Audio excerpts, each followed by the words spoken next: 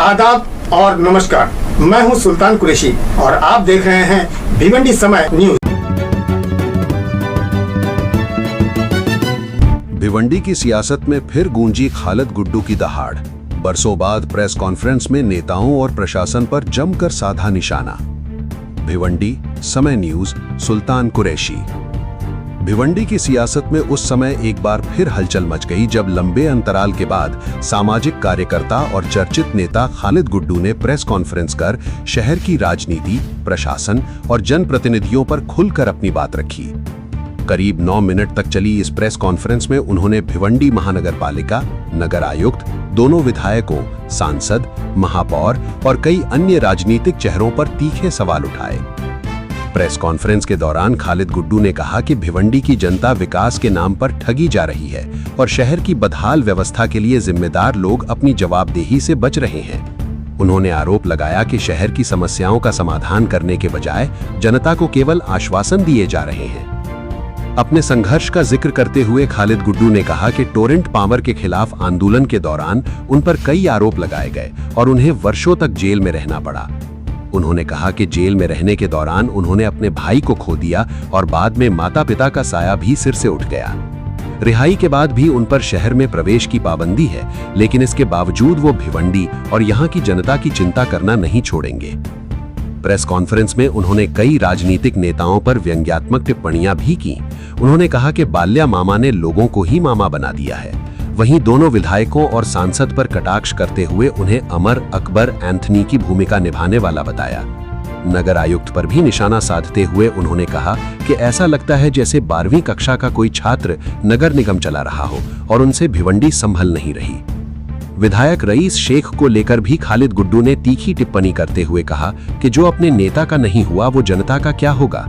उन्होंने ये भी आरोप लगाया कि कुछ लोग भिवंडी को लूटने आए हैं और जनता के हितों की अनदेखी की जा रही है। प्रेस कॉन्फ्रेंस के दौरान शायद ही कोई प्रमुख राजनीतिक चेहरा ऐसा रहा हो जिस पर खालिद गुड्डू ने तंज न कसा हो।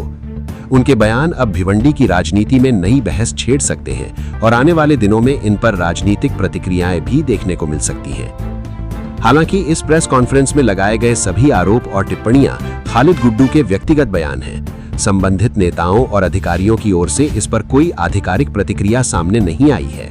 यदि उनका पक्ष प्राप्त होता है तो उसे भी प्रमुखता से प्रकाशित किया जाएगा। खालिद गुड्डू ने प्रेस कॉन्फ्रेंस में और क्या-क्या कहा, किन नेताओं पर लगाए गंभीर आरोप और क्यों उनके इस बयान की पूरे शहर में चर्चा हो रही है, ये सब जानने के लिए देखिए समय न्यूज का पूरा 9 मिनट का विशेष वीडियो। कैमरामैन के साथ मैं सुल्तान कुरैशी, समय न्यूज। देखिए, मैं सभी इलेक्ट्रॉनिक मीडिया के जरिए ये बताना चाहता हूं कि भिवंडी का जो म्युनिसिपल कमिश्नर अमूल सागर, पहली बात तो वो सूरज सकल पर्सनालिटी से कहीं से भी कमिश्नर लगता नहीं। मुझे ऐसा लगता है भिवंडी निजामपुर शहर महानगर पालिका कॉलेज का 12वीं का स्टूडेंट है, नॉट कमिश्नर। इतना बड़ा हादसा होने के बाद वो छुट्टी लेकर बैठा है। इसलिए ऐसे म्युनिसिपल कमिश्नर के ऊपर मैंने वरिष्ठ पुलिस निरीक्षक भोईवाड़ा, एसीपी, डीसीपी, कमिश्नर, हमारे महाराष्ट्र से मुख्यमंत्री जी, हमारे डिप्टी सीएम एकनाथ शिंदे साहब से मांगनी किया है इसको तुरंत सस्पेंड किया जाए और इसके ऊपर एफआईआर किया जाए और जितने लोग इसमें मुलविस हैं वो सारे लोगों के ऊपर एफआईआर होना चाहिए। अरविंद घुघरे जो तीनबत्ती के ऊपर वो ठेले गाड़ी तोड़ता था, गरीबों को परेशान करता था, आज वो प्रभाग 4 का चेयरमैन पश्चिम के आमदार महेश चौगले के आशीर्वाद से बैठा है और वो हफ्ता वसूल रहा है। और जितने भी पदाधिकारी इस वक्त महानगर पालिका में नियुक्त हुए हैं अलग अलग विभाग में, सबसे महापौर हफ्ता ले रहा है और हफ्ते के जरिए ये पूरा कारोबार चल रहा है। क्या कहेंगे, महापौर की बात आई है तो महापौर जो दावे किए थे नाला सफाई को लेकर और उनका बिल रोकने को लेकर, इस बारे में आप क्या बताएंगे? देखिए, पहली बात तो वो महापौर नहीं महाचोर है, क्योंकि उसको कोई एबीसीडी आता नहीं। वो बिल्डर लाइन का दलाल है और उसको कुछ लोगों ने उसको महापौर इसलिए बना दिया क्योंकि किसी के पास खर्च करने के लिए पैसे नहीं थे।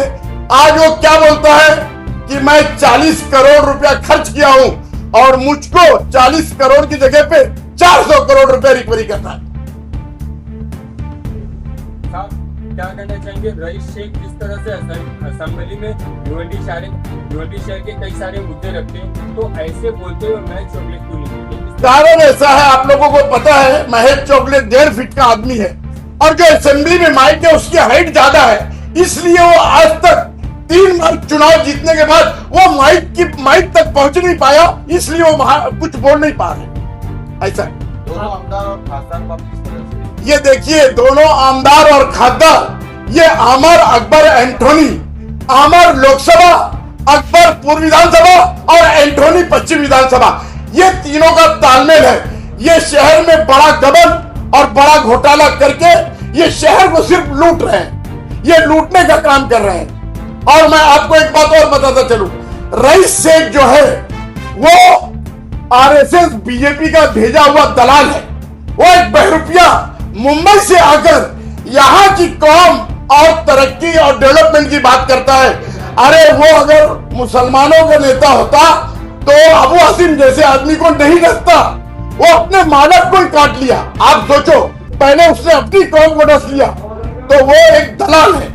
मैं ऐसा कहना चाहता हूँ आप लोग के माध्यम से। बाले मामा ने जो वक्फ बोर्ड पर वोटिंग में गैर हाजिरी थे, उसके बारे में आप क्या कहना चाहेंगे? मैं ये कहना चाहूंगा कि बालिया मामा पूरा भिवंडी शहर कर रहा था, उनको लगा ये सेकुलर है। मैं बोलता हूं, अगर आज वो लोगों ने सामरे साहब को वोट दिया होता तो वो कांग्रेस में ज्वाइन होता। बालिया मामा से अच्छा 10 साल जो हाईवे का काला मामा एमपी था वो चलता, क्योंकि वो खुला दुश्मन था, उसके पीठ पे बीजेपी का ठप्पा था। हमको काला मामा चलता मगर बालिया मामा नहीं चलेगा। पुलिस ने लैंड ओनर यानी जमीन मालिक के ऊपर कार्रवाई क्यों नहीं? हर बार आप देखेंगे, मुमरा से लेके भिवंडी में, मुमरा में भी पहली इमारत गिरी थी, भिवंडी में भी काफी इमारत गिरी है। हमेशा लैंड ओनर को आरोपी बनाया गया है। इस बार मुझे ऐसा लगता है पुलिस डिपार्टमेंट के लोगों ने एक बड़ी वाटाघाटी करके लैंड ओनर को बख्श दिया और सिर्फ बिलाल को आरोपी बता रहे हैं। 2020 में केस लगाए गए थे, जो शीतल रावत वो फिर से क्राइम फ्रंट में आ गए। वो अपने पापों का प्रायश्चित करने आया है, मैं ऐसा समझ सकता हूँ। साहब ये जो बिजली का हादसा हुआ इसमें क्या लग रहा है आपको? महज चौके आमदार साहब है, जितने लोगों की जान गई, जितने लोग जख्मी, क्या आपको लग रहा है कि मुआवजा मिल पाएगा? मैं डेप्यूटी सीएम एकनाथ शिंदे साहब से खुद पर्सनल मिलूंगा और एक मेमोरेंडम दूंगा उनको कि ज्यादा से ज्यादा मुआवजा आप इन लोगों को दो, जो 10 लोग की मौत हो चुकी है। मगर मैं ये कहूंगा कि मुआवजा से ज्यादा फैमिली के लोग इंपॉर्टेंट होते हैं। पैसा आज है और कल खर्च हो जाएगा। अब मरने की या मौत की कोई कीमत नहीं होती, मगर फिर भी मैं कोशिश करूंगा सरकार से कि आप लोग ज्यादा से ज्यादा मुआवजा दो, ताकि अपना कई घर खरीद के अपना ठिकाना बना सके। भिवंडी शहर के सभी नेता इलेक्शन से पहले टोरेंट पावर को टारगेट करते थे, और अभी फिलहाल में जो इलेक्शन से पहले जो इलेक्शन हुआ है उसमें ये बताया जा रहा है कि टोरेंट जो 27 में है वो उसके बाद में नहीं रहेगी। उसमें आपको क्या कहेंगे? देखिए, 2020 में मैं जेल गया, उसके बाद आज तक लल्लू पंजू जो लोग हैं, जो दलाल टाइप के लोग हैं, जो इलेक्शन में लोगों के पॉलिटिक्स जो ये प्रतिनिधि थे, लोकसभा आमदार और खासदार, उनके बंगले पे पैसे के लिए लाइन लगाने वाले लोग टोरेंट गो करके डीटीपी चला रहे हैं सोशल मीडिया पे। ये दलाल लोगों का काम है। इंशाअल्लाह आने दो मुझे, बहुत जल्द आपको 27 का नजारा देखने मिलेगा।